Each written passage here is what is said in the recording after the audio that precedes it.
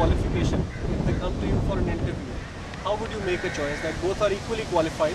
What are the other skills which you feel relevant in a candidate, or what do you look for in them as an employer beyond their qualifications? I would look at, and this could be a bias probably. I'm coming from a change management vertical. I'm coming from a change management field. So I would try and gauge, given the qualification, the skill set, the expertise that they're bringing is same. I would like to gauge how one responds to an ever-changing scenario. It's not just banking. It's just about the entire market. It's not just even a career per se. Your personal lives, your social lives, your relationship with people. I mean, they're ever-changing. So I would say how a person responds to an ever-changing scenario would be one of my key criteria to select a candidate. So, what can be a unique way to, answer that question? I have been asked that question, and you may also have been asked. So, is there a unique way to answer? Tell me something about yourself. I would say, I think, the secondary aspect is the choice of words.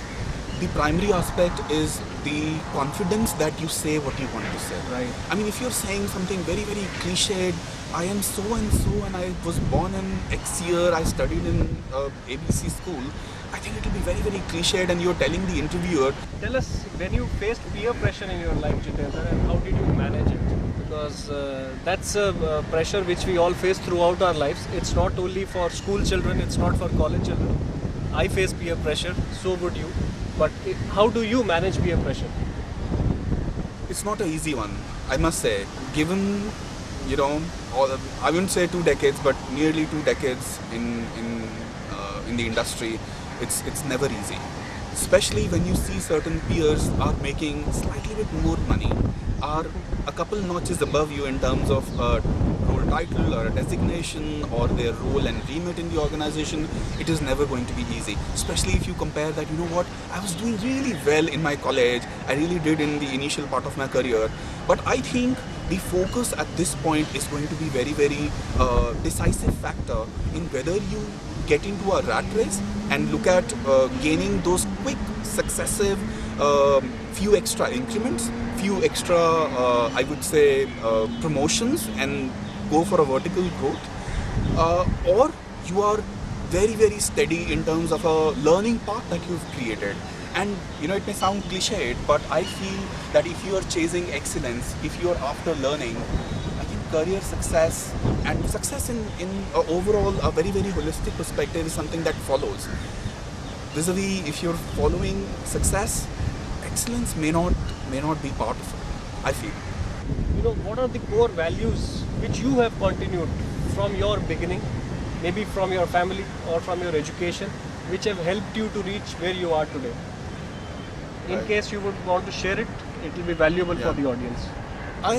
Whenever I'm talking to younger generation and younger people who are early in their career, I would a lot of times mention that, with due regards to people who are performing very well, their CEOs, CXOs, CXO -1 in their career, what I tell them that it is not rare that you find expertise and skill and a person who's able to deliver such a result. What is rare is a value system that people bring. Okay. What is rare is the decisions that they make that takes them in that direction. And I feel, and this is something which is, I would say, learning at GE that I have never, that has never left me, and I always keep it close to my heart, is we would do a 4 blocker. GE is famous for their 4 blockers and 9 blockers. And one of the quadrant that they have, a very very difficult quadrant to make decisions on, is a person who's performing very well but low in their value system. A value system is something that organization has defined in terms of their culture that they want to build, the ethics that they want to build.